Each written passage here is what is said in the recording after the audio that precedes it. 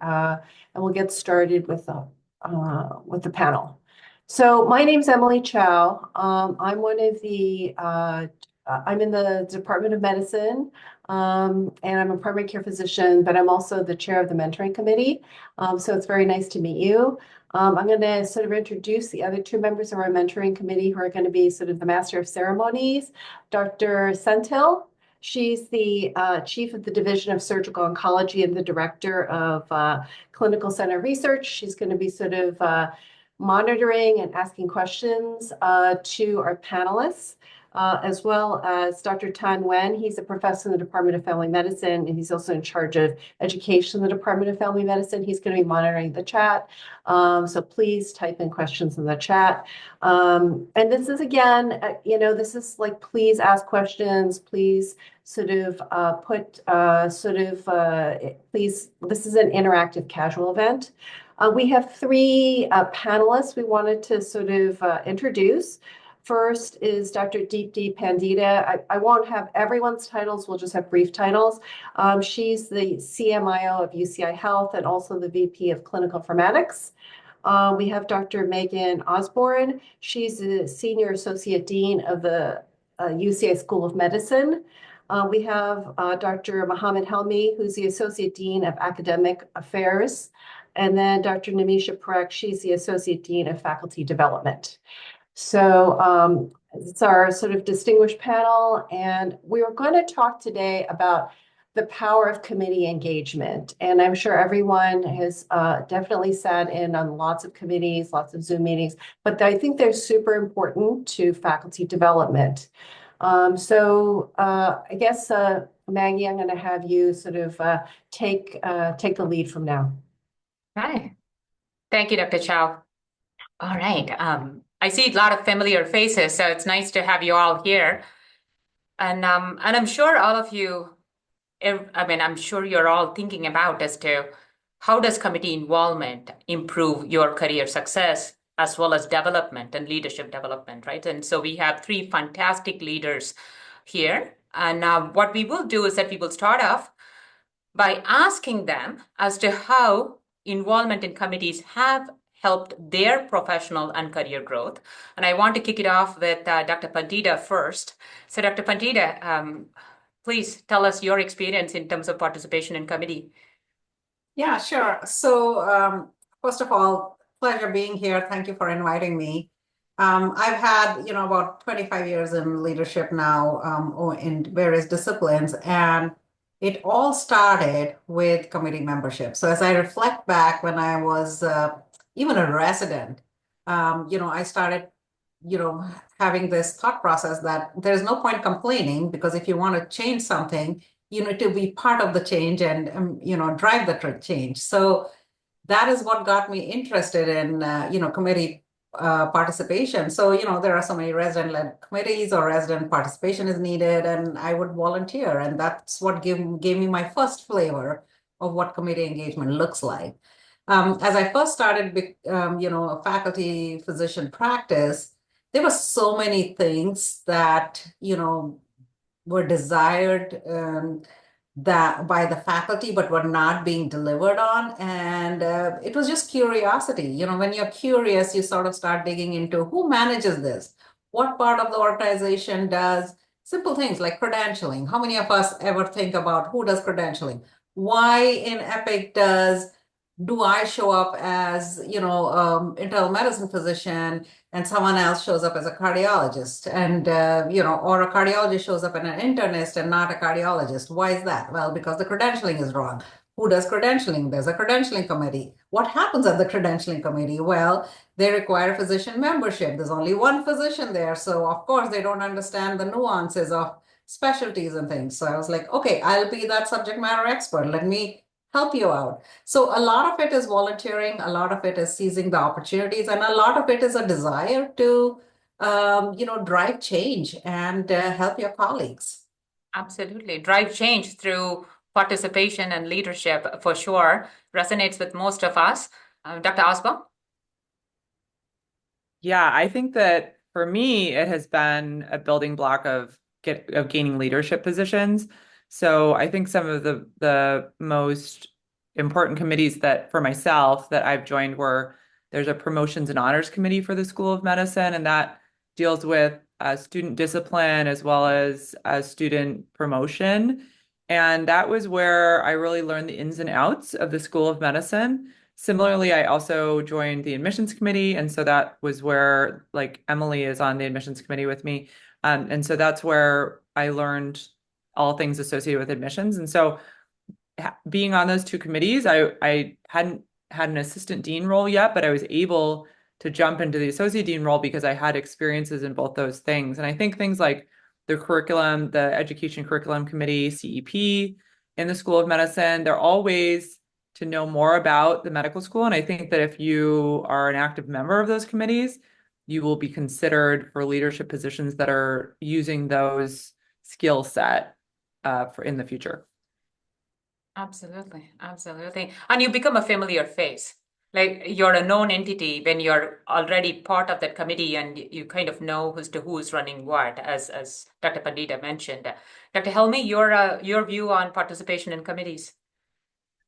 Yeah, I echo my colleagues. I think for a big part of my drive is starting out wanting to serve and hopefully improve, and then also learning, how things run, as Dr. Pandita mentioned. Why are things the way they are? How can we improve them? Where are inefficiencies? So I think that was the main drive for myself. And then kind of as Dr. Osborn mentioned, the more visibility one has, the more likely there is to be an opportunity for growth and leadership in the future. So those are, I think in the end, we'll talk more about this later, one wants to come at this from a position of passion and doing what they enjoy, because I think a large part of it too is you're being viewed by others and judged by others as well in terms of your contributions, collegiality. So if you're on a committee that you really don't like, or it's not serving your interests in a way where you can be passionate about it, that will show. So making sure that the involvement isn't always just for the sake of getting to the next step, but also doing something that you enjoy because you want that passion to come across as well.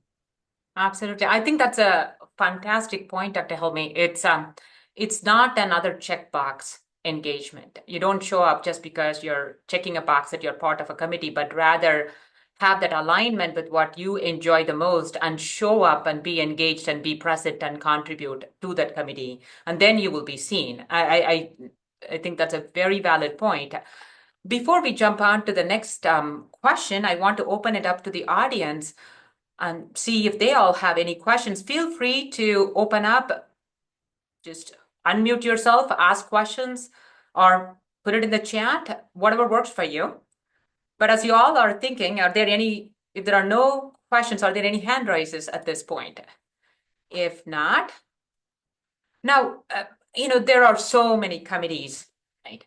How does a junior faculty, and I'm talking about an assistant professor level, figure out as to what are all the committees available and how can they select that, and how should they approach that? And it's because, and you mentioned, Dr. Helmy, about alignment, passion, contribution, right? And we can talk about this all day, alignment, passion, and contribution. But first, identification of what committees are best suited for an associate professor level faculty, HS. Yeah, sorry, that was a question for me. Yeah, so I think it's a really good question, and this is the part that may be a little frustrating for folks. Sometimes you don't know what your passion is until you start, and a lot of times, not to put it too bluntly, but you kind of have to serve your time before being considered for growth and bigger things. So I think going in with an open mind, if one has an interest, ideally one would pursue that. Sometimes you don't know if you'll be interested in education or research or policy review until you actually get into it. So part of it for me, again, was going into it, trying to learn, but kind of picking up pretty quickly on whether or not this actually is something that I want to continue to grow in or not. So I think for an assistant professor, keeping an open mind, going into it with the intention to learn, but also being able to pivot pretty quickly if you're, sign up for a committee that maybe has a 2-year duration, not a 5-year stint, just so that you're not bailing on them. But also be honest with yourself and be honest with those around you. If it's something that you're not enjoying, you're not doing a good job, you're not showing up with with a lot of passion, then be ready to move on. But I think eventually developing one's pathway and trajectory to be able to grow in that niche.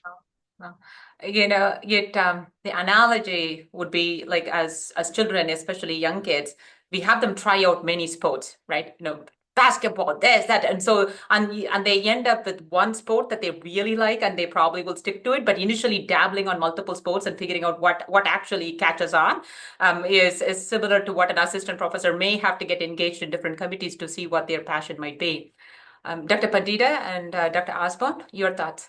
Yeah, I totally agree. I think you have to sort of, taste test a whole buffet before you land on the main course. So I would say, if you are just starting out as a junior faculty, take risks. I mean, go ahead and as soon as, there are a lot of announcements that come, keep track of your emails and things about requesting, participation committees. It may not even be a designated committee. It may just be, participating in a program that's run from the School of Medicine or mentorship or whatever.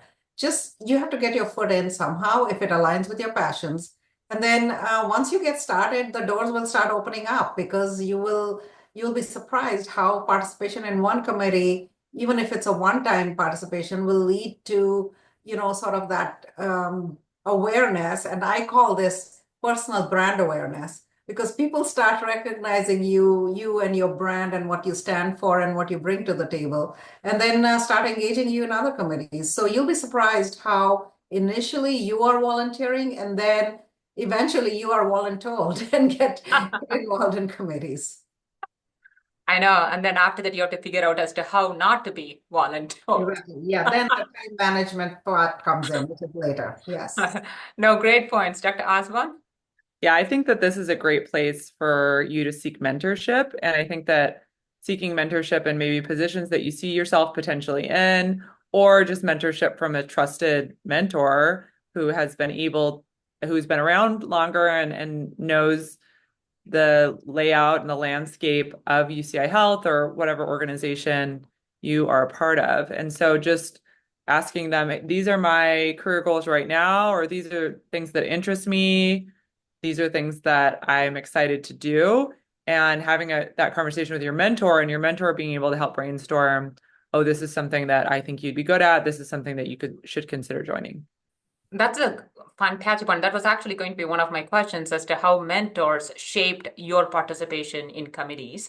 So I am actually going to take the opportunity to ask this question to Dr. Parekh, is because obviously she's in so many committees. So Dr. Parekh, how did mentorship shape your participation in committees?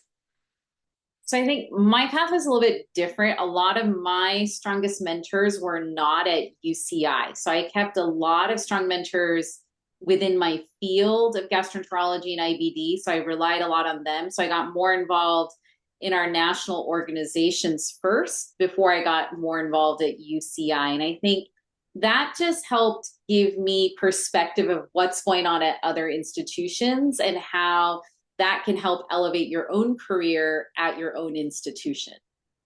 Oh, wonderful. Absolutely. Now, Dr. Parekh, just to take that to the next level, how does exposures in national organizations or your own specialty organizations, how did it kind of shape your own performance in these committees, right? Were there translational kind of skills that you learned in one committee where it can be applied to another? So I think just like we talked about, just like all the panelists talked about, you try on different committees to see which one fits for you, right? You choose it based on your interest, your passion, or maybe a mentor said, hey, we think this may work for you. And so, I can just give my own personal story. I started out in the American College of Gastroenterology as a junior faculty, and I joined the Women in Medicine Committee. And there I was really inspired by a lot of the different women, the work they were doing in elevating women in GI, because at the time we were only 20% women in our entire field nationally. And so I think learning from them allows you to stay motivated, and it allows you to bring program ideas to your own institution as well. And I think then as you get more involved in your own institution, you learn about different opportunities, as all the different panelists said. I think a lot of my time originally and early on in my career was mainly spent on division committees within my passion of area originally was in medical education, program director. So I did a lot of work in that area. Now I'm just growing that passion at the institutional level. That's great. I see Dr. Chris Fox on the call. Sorry, Dr. Fox, to put you on the spot. You're a chair. And how do you guide your junior faculty in choosing the right committee? And why would you ask them to participate in a committee? And how do you teach them to manage their time when you do ask them to participate in a committee? Yeah, cool question. I think it depends on the track that they're going. If they're going a really academically oriented track and they want to be in the clinical X series and that academic scholar track, then I think there's a lot. I have them focus a lot more on the School of Medicine communities that are available. And yeah, I think showing up and being on these committees gets you noticed by everybody else in the institution. I think that's really important. But it's got to be a committee that you really want to be on, like that you're curious about. There's even a committee called Committee on Committees, which I almost wanted to join because it sounded so silly to me. Like to be on a committee called Committee on Committees, it would just look so cool in the CV, you know. But I think having people kind of think about which committee that they're curious about.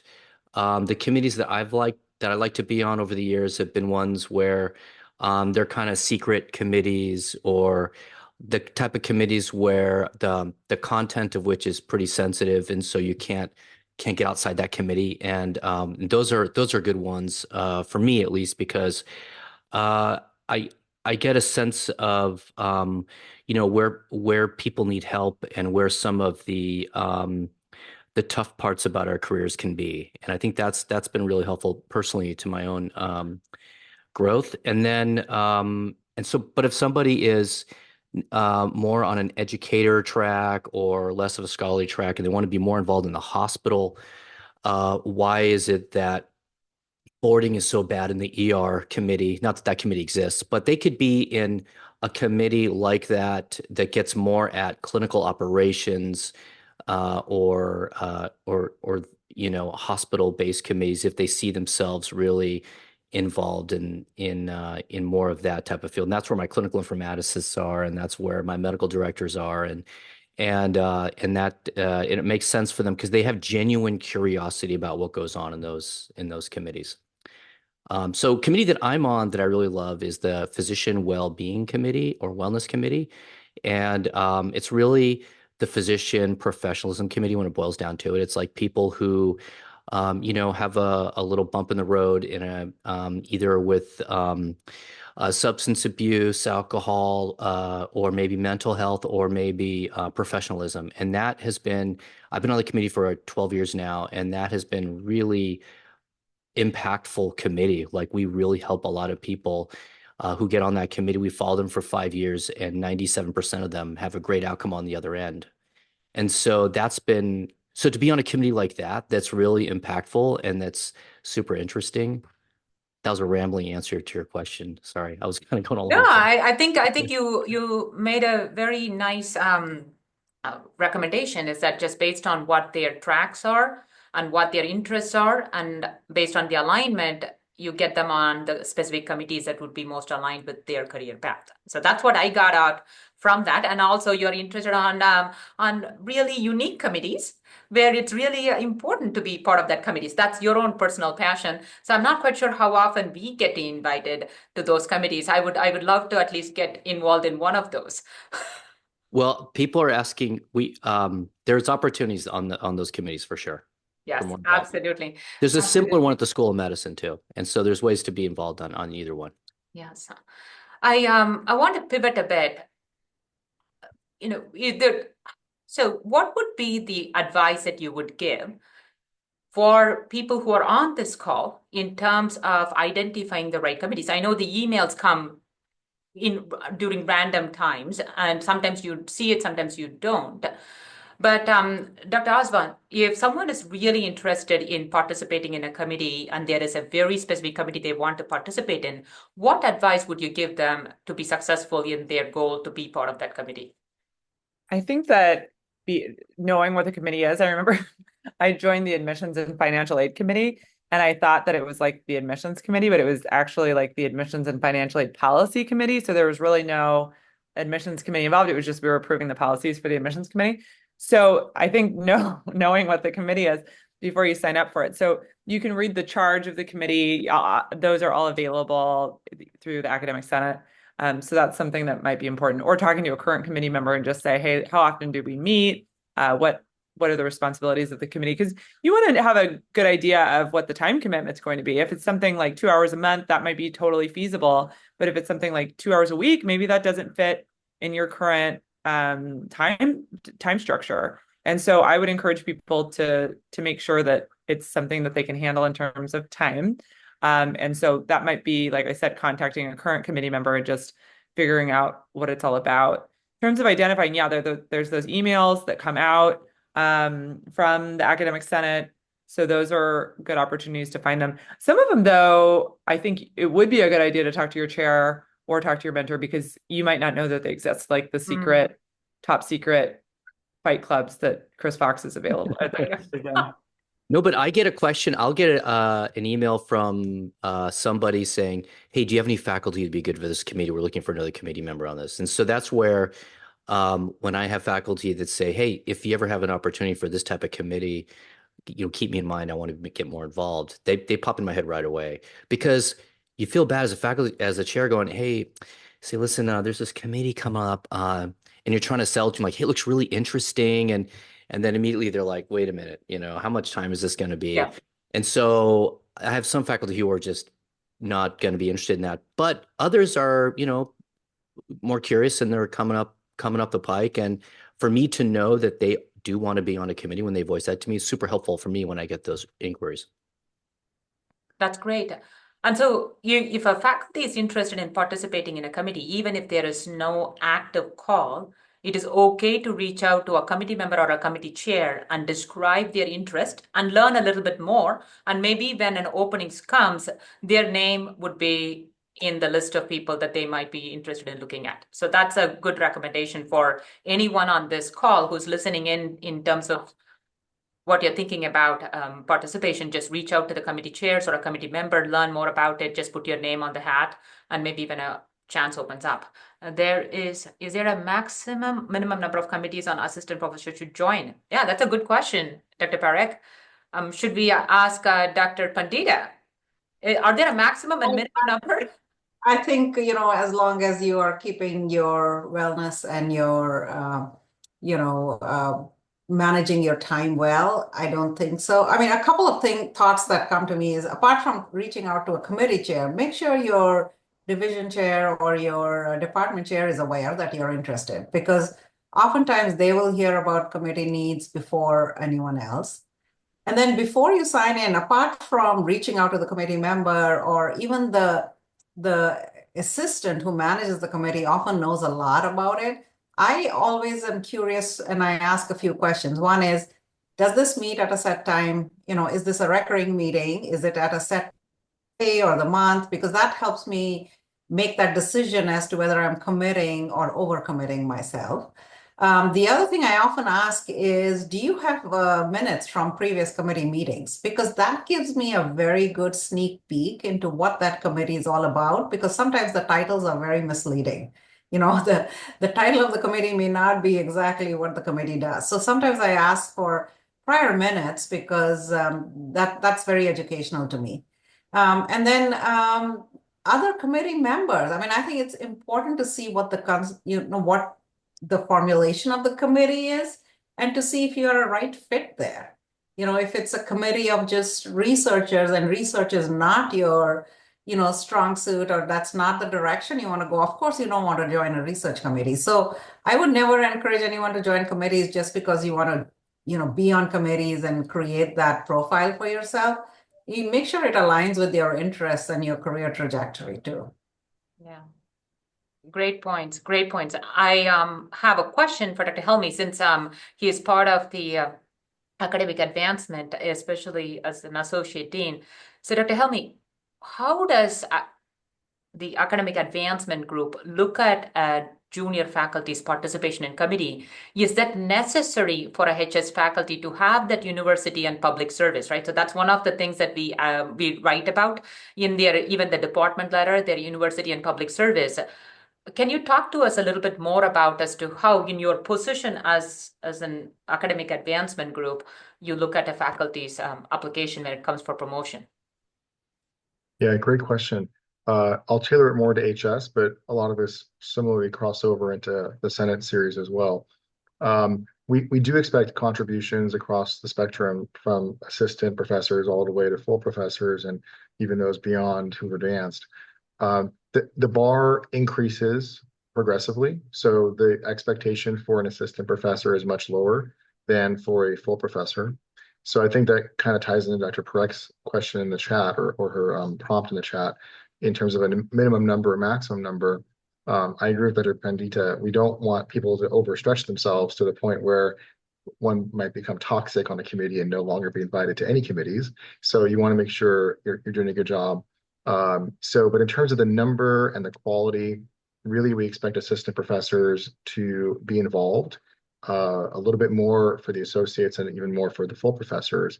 The scope and level of involvement also changes. So an assistant professor may be mostly involved in committees at the department level, and that's perfectly reasonable for their rank. We expect associate professors to start moving into a little bit more of school level committees, medical center, health enterprise committees, and then full professors may be involved in the same, but their scope and number of committee involvements will be increased. At that point, they may become chairs or rotating chairs on some committees. Clearly, there's a lot of opportunity, but we'd like to see some continuation. I don't think there's any downside necessarily to somebody switching between committees. It does become a little bit unclear when somebody maybe is spending 1 year on one committee and transitioning multiple times. So in a 3-year period, maybe they're on 10 different committees, 1 year each. That makes, we're not judging their performance, obviously, but we like to see a little bit of a theme in terms of what their interests are as well. But I think strictly from the service standpoint, it's a matter of volume, duration, and level of involvement. Great, great.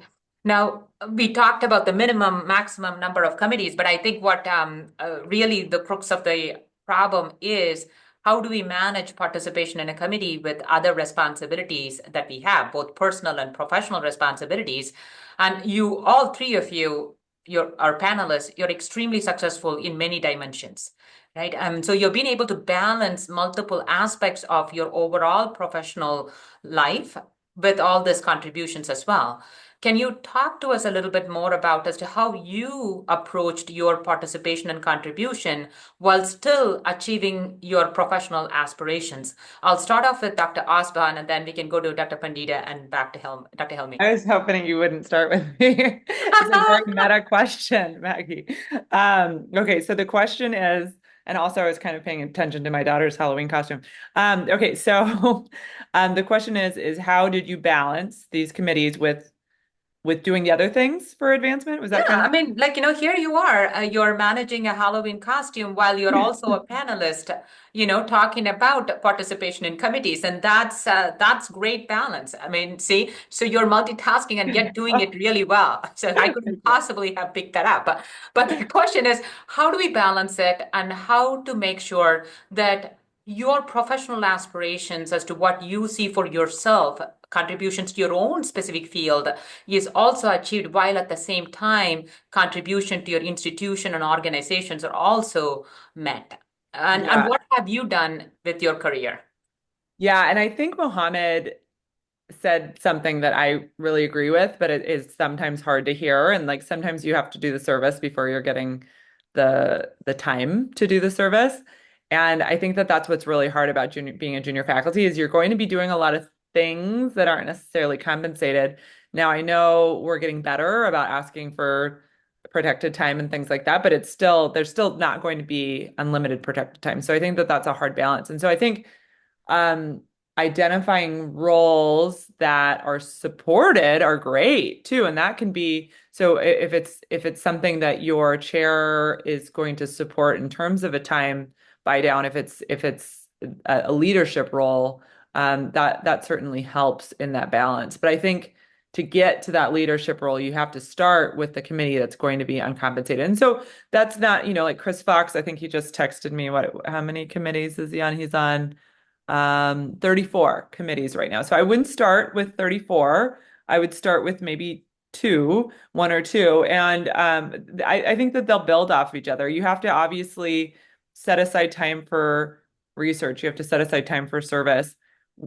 And so trying to double dip as much as you can is very helpful. So for example, with research is having a group of colleagues with whom you do research so that you're all doing projects at the same time and editing each other's items and contributing to the data, analyzing the data together so that you can produce those papers. And certainly, before I gathered a group of fellow medical education researchers, I was publishing maybe once a year, once every other year. And then when we were really publishing strong, we were publishing 8-10 articles a year. So things like that, I think, can help in that research avenue. I'm kind of going off the topic of committees, but finding ways to multiply your time and finding ways to so that you can balance things. And and I'm just, to be honest, like I don't do committees that are after 5 p.m. Just it's not going to happen. I've got kids. I'm here tonight, but I've got kids are doing homework. My mom's here to help with karate, so that's why we're after hours tonight. And obviously, I'll do anything for Emily Chow. But I think that putting those limitations on your time, especially when you have young children at home, so that you're able to put that balance together. And another thing I do is I don't accept any meetings on Fridays because I need that day to catch up on all the emails that I've stacked up during the week. So I just don't accept meetings on Friday. Obviously, if the dean asked me to meet with him, I would. But anybody else, I usually decline and say, let's do another day, or I just don't put my availability for that day, even if I'm available all day, because then that takes away the day where I'm getting caught up on the things I need to get caught up on. Oh, thank you. Dr. Pandita?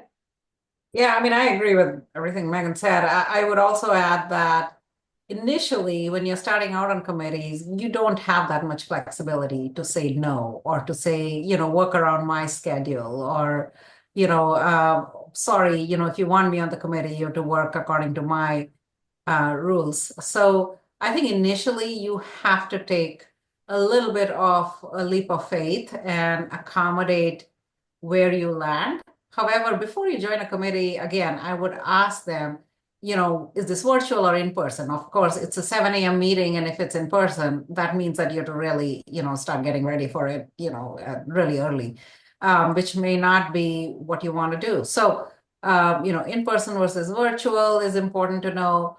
Scheduled times. If it's a recurring meeting that is at a scheduled time, it's a win-win because then you know that you need to block that time, make childcare arrangements in advance or whatever, and you will be able to make that work. As opposed to committees that are ad hoc and they just willy-nilly schedule whenever they're available. And then also out in the very beginning of joining a committee, make it very apparent what your availability is. Say, Monday through Wednesday, I am in clinic from 8 to 5, so I cannot meet before that or after that. I have admin time on this day, so that's the time I'm available. And sometimes committees can accommodate, even if you're not able to join in person, they record the meetings and they say, review the minutes and give us feedback. And that is participation in a committee. You don't have to be there present all the time. So there are ways to work around committee participation without actually having to disrupt your schedule too much. Yeah. Sure. I'm going to come back to Dr. Chow's question. I want Dr. Helmy to also give his thoughts on how he has been able to manage his professional kind of aspirations and success while contribution to the university and public service or his national organization.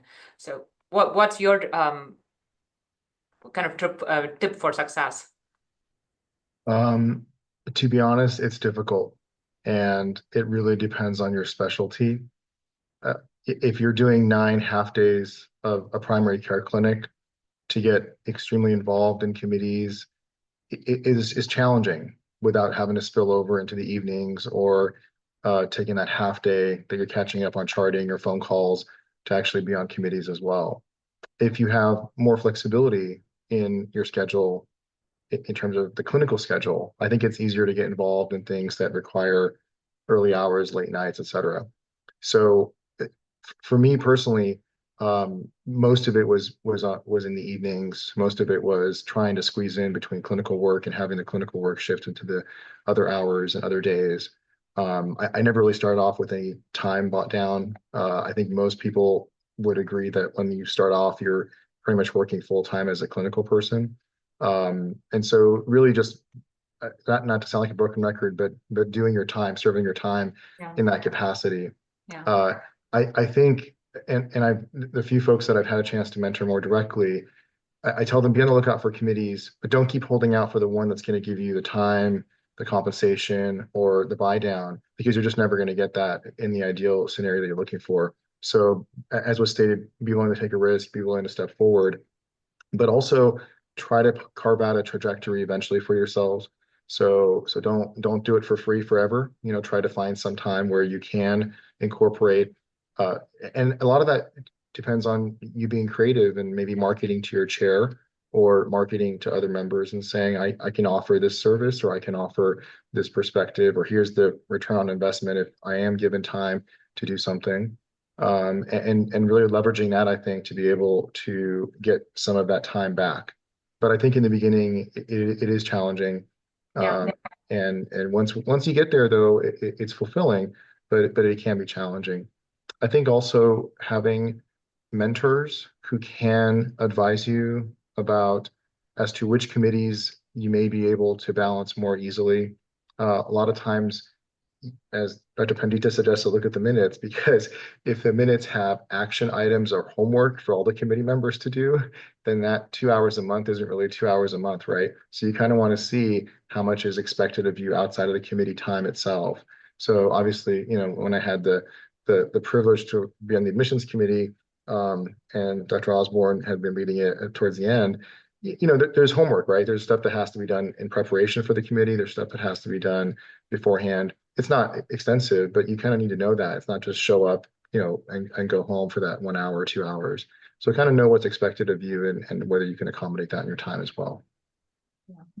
Yeah.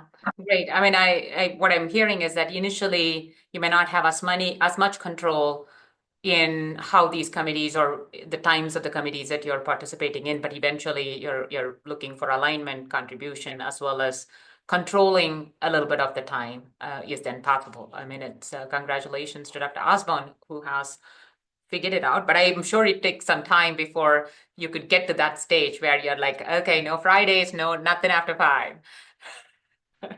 So that's But wonderful. she works so hard that, I mean, she's making it sound like she's not working. Oh, no, I know she works really Oh hard, no, I'm but just joking. also, I just had to tease her. That's all. So yes. I think though too, like you paid your I dues though, just wouldn't Megan. join a committee that was after 5, right? Like, so it doesn't necessarily mean that like I had to say like no, I'm not going to meet then. It certainly, once you're on a committee, you're going to meet and not say like I can't be there. But I think not in my plan was to have multiple meetings after 5 p.m. And so therefore, if the committee was after 5 p.m., it's like, well, do I want to do this, or maybe this is a later thing when the kids are in college? So I think that you might just have to make those choices. No, that's a very, very important point, Dr. Osborn, is because sustainability, because at the end of the day, you don't want resentment, right? And you look back 10 years later, I'm like, why did I prioritize that over this? And I think you're making a very good point about your priorities would change over the course of your career, and then you would have more freedom to choose committees than when you were young and raising up a younger family. So I can empathize with that, for sure. Certainly with kids being older, you definitely have more freedom. Any other questions from the audience before I go to Dr. Chow's question to the panelists? Don't be shy. The one other thing I would add is don't be afraid to say no. Yeah. Just say no, not now, but I could consider it and give them a timeline. Like, right now my family situation is not conducive, but I would love to do this. This is my passion. I would love to do this 6 months to 1 year. Would you put me on a list of future committee members? And you'll be surprised how much that works, where people remember that you had, put that passionate plea, and they'll contact you later on to say, hey, do you still have an interest in this committee? Yeah, absolutely. Now, Dr. Chow has a question on the chat for the panelist. If you see a gap, educational or administrative or QI and so on, what do you think of creating a committee to address this gap and proposing to your department about your leadership in organizing such a committee? I think is that accurately captures your question, Dr. Chow? Okay. So thoughts on that? Maybe this time we will start with Dr. Helmy and then just go on the order. Yeah, no, I think it's a really good question. I think knowing and being on the lookout, as I mentioned, for areas where there can be improvement is important.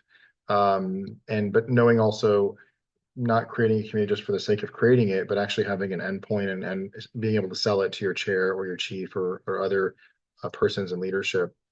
One of the things I just want to address also, I don't think all committees have to be longitudinal. There are a lot of short-lived ad hoc committees as well that are a great opportunity to get exposure, to get experience, and to test out and see, is this a pathway that I'm interested in? So that sometimes also happens in terms of a problem-solving committee. So we have this dilemma in our department or in our division, and we'd like to get it resolved within a year. So it may be a short-lived committee. Oftentimes, that's an easier way to sell it to folks in leadership so that they don't feel like they're investing something perpetually. There are checkpoints, there are deliverables and endpoints. So I think it's a very good idea. I think if it's a bridge also to, one of the things I would be cautious about is stepping on other folks' toes as well. If there's a parallel committee that's doing a similar thing, but you want to emphasize collegiality also and not seeming like you're encroaching on somebody else's already pre-established domain. So working with others well and making sure that we remain collegial, but also having deliverables in a timeline. Good points. Anything else to add, Dr. Pandita and Dr. Osborn, about creating committees? I mean, again, I don't create committees for the sake of creating committees or for a problem that you personally have. It has to have certain KPIs. It has to have, sort of parameters of problems that are appealing to either your division, department, or at an enterprise level, because that is what will get you heard in terms of creating that committee. And then, don't hesitate. I usually like the SBAR format a lot. That's the format I use to pitch any sort of committee creation or, what my thought process is. Because if you put it in a very sort of business savvy manner, it is likely to get more reception than just an abstract thought process to say, hey, I see this as a gap and I want a committee around it. Yeah. So use some methodology when you're pitching it. Yeah. And have a larger reason than your own perceptions. Like it really has to resonate with the people who are hearing about the reasons for the committee. And there was a question on the chat about the list or examples of committees you all are on. And Dr. Osborn had listed all of the committees. And then they were wondering about Dr. Fox's 33 other committees as well. Dr. Helmy, what committees are you on? So a lot of the committees come along with roles that one has already. And, Chris probably gets sucked into a whole bunch of committees as a chair that he has no choice but to say yes to. So I think a lot of them are committees that once you get to a certain role, you have to be involved in. So I'll mention the ones maybe that are separate from that, current and past. So I mentioned the admissions committee, which is a wonderful committee. I served on CEP for a couple of years. I think within the department, there are education committees, so clinical competency committee, program evaluation committee. And these are, I'm trying to mention committees that are maybe more common and uniform across all departments. So think about recruitment committees for residents, fellows, faculty, interview committees. Definitely a shout out to School of Medicine. Make sure you do your interviews, but also at the department level, it's important to do to be involved in the recruitment process as well. educational oversight committees, like I mentioned, CCC, PEC. There are committees that are not necessarily as academic. So, looking for opportunities for, well, actually, Dr. Parekh just mentioned it. So wellness and DEI committees that really have to do with us holistically as individuals and as a group. So those would be the ones that I would emphasize because they are more uniform across departments where you'll have a chance to contribute. Yeah. I mean, I beat Dr. Fox because I just did my calculation. I'm on more than 34. But that's because of my, operational role. So, but those are committees that I'm required to be on because of my title. But there are others that I do out of my own volition. And the perfect example, I have an interest in health disparities and digital disparities. So I participate in our digital equity committee that's run by the California Department of Health. And that's been very rewarding for me. So those are examples of committees that are somewhat health adjacent, but are not within health system, but still count for committee and service. So look for your professional organization and look for your surrounding to see if there are committees that you can get involved in. And then, like I said, resident recruitment, fellow recruitment, those committees, one, they are time limited, there's 2-3 month involvement. Yes, it's a little time intensive while you're involved, but once you're on it, they will keep, offering you that participation on a recurring basis, and that's a good one to be on. I'm also on like the Arise Awards nomination committee and evaluation committee, which is very rewarding, to see all the nominees and review their resumes and see, what makes them exemplary employees. So those are the examples of some of the committees I'm on that are outside of what I'm required to do. No, that's great. And I think overall, what I'm hearing collectively from all of you is that definitely start within your department, whether it is volunteering to be part of an education committee, a QI committee, or a recruitment committee, and so on, which really is a service to your department to kind of elevate the work that is being done, and then branching out outside of your department to have like an institutional level committees as well, based on the interests that you may have or the career trajectory that you're interested in. I mean, that's a good way to start. It could be 3 or 4 committees, a couple within your department and a couple outside of the department, kind of aligning with your general interest might be enough to manage. It might be manageable with the time and other commitments that junior faculty may have. But then getting up to the 30s and 40s eventually, right? Any other questions from the attendees? All right. I do have another point that I want to kind of raise, and I see the diversity, equity, and the promotions and all of that we are talking about. Now, there are committees that have protected time. There are committees that have actual support for the faculty, and the committees are just completely volunteering your time. How can a faculty ascertain that when they are looking at a committee? And without tipping in the wrong way, is because sometimes you don't want to inquire about, okay, does this come with the support or not, right? And then people are like, okay, so you will participate if there is support. And so you don't want to kind of give the wrong impression. But how can they understand if a committee comes with some kind of support, salary support, protected time, and how do they discuss that if such support might be needed? I think it's pretty rare to have a committee with support. I think one in particular is the admissions committee does have support associated with it because it's a pretty significant time commitment. And so that support of the admissions committee, I believe, is about 5% protected time.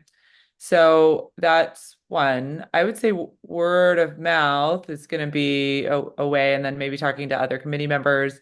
And again, talking to mentors who might be in the know, because I don't think it's something that's heavily advertised. Sure. I would say I agree. Most committees are not going to come with time. It's very hard to get that. Got it. And then for the compensation, I would just ask. I mean, if you're selected for a committee, don't hesitate to ask the question, is this compensated time or is this protected time? I think those are important questions before you commit to participating. Right. I mean, I think it's good to know. It's good to know, and it doesn't hurt to ask in the most professional way possible to find out. Okay. Anything else, Dr. Chow, Dr. Parekh, any other questions that we should ask the panelists that might help the audience?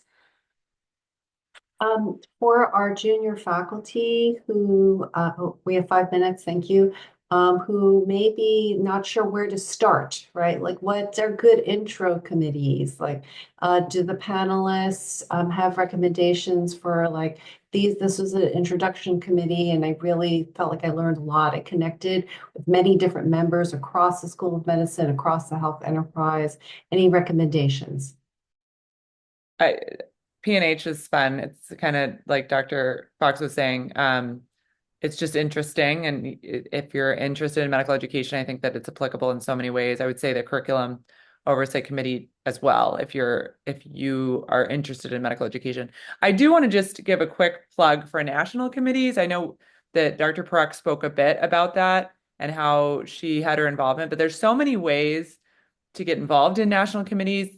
Your college has several, vice chair's interest group, the women in medicine interest group, the education planning committee, the committee that plans the symposium, the annual scientific assemblies and things like that. And I would say that those are really important because those are going to help establish your national reputation. And that's something that's necessary for PNT. And so as an associate professor, obviously I don't want to speak for Dr. Helmy and Dr. Parekh, but as an associate professor, you should have a regional reputation moving into a national reputation. A full professor, you should have a national reputation, moving into an international reputation as you move to professorship 3. So those are more easily achievable if you have involvement in those national committees. You're a household name within your specialty, and that'll help seek opportunities. Whether that's via research, whether that's speaking at, like I said, the scientific assemblies. I think that those are helpful in establishing that. Great points, Dr. Osborn. Dr. Pandita and Dr. Helmy, any final recommendations for the attendees? No, the only thing I would, tell junior faculty who are still sort of struggling to find their footing, I would say, you have to take risks and you have to get uncomfortable before you get comfortable. So again, try a few out. It doesn't matter if you have to drop off a couple of committees and say, hey, I joined, but I felt I was not the right fit, so I'm going to leave this committee. That's fine. I would rather you take the risk and join than, just keep avoiding it. So I would say, seek the opportunities and then join as many as your time permits, and then you will find your niche eventually as to what aligns with your interests. Dr. Helmy? I'm going to assume people are already on committees. And when you're on a committee, be competent and be pleasant, because I think you want to do your job well, but you also don't want, you want to be seen as somebody that I'd love to work with this person again, right? Not, oh, they're on that committee. Okay, I'll pass, right? So you want to, I think, come prepared to bring, your best behavior, professionalism, collegiality, all those things are important. That's my first point is once you're on the committee, please, do your best to do well, bring your best behavior and also your best performance in terms of competency and follow through. The other thing, there are a lot of actually senior people on this call, and so paying it forward in some ways. So if you had a chance, give advice to those that are more junior. For junior folks, I would say ask your seniors, I'm interested in serving on committees if you ever have an opening or hear of an opening, because a lot of times what happens is somebody will vacate a committee and they can say, oh, I have somebody else in my department right behind me who'd like to jump in. And that may make it easy. And if you're well vouched for by somebody who's already served, that might be an easy inroads into assuming that's of your interest in terms of continuing forward. Yeah. Great recommendations and very thoughtful recommendations by all three of our panelists and also by Dr. Parekh and Dr. Fox as well as Dr. Chow. Really amazing discussion here. I do think that hopefully the faculty who have attended this session have several takeaways that would help them plan their times around committees, and they also have some idea about how they can participate and why they should participate with alignment with their own career aspirations. So thank you all for joining, and thanks to our Yeah, thank esteemed you. panelists. Appreciate And I you have, being here. Thank you. Dr. Nguyen, if you had any final words as an No, exit. this was great. Thank you so much for our panelists, Dr. Helmy, Dr. Osborn, Dr. Pandita, and especially our drop-in, Dr. Chris Fox, and Dr. Parekh as well for your wisdom. And I think we heard a lot of good advice here. I think part of it is for our young junior faculty. First, start with what's available. Things are popping out email, and then grab on those, and then eventually grow into your passion and find communities that work with your career path. And for some of us, here it could be overwhelming. I think for some faculty hearing 33 committees and all these chairs and deans talking about this committee, but for those few who are on that track to become dean and chair, pursue those. For the rest of us, right? For those who are, I think the most important part is having a meaningful job that you enjoy, you love to do, and then being in some committee make you feel like part of the School of Medicine, part of the hospital, right? So job satisfaction, I think our goal is to make sure everyone's happy and supported as you grow in your career here.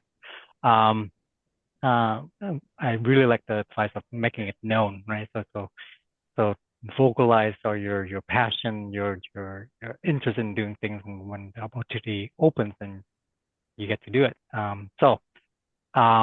We hope that each of you have a mentor in your own department.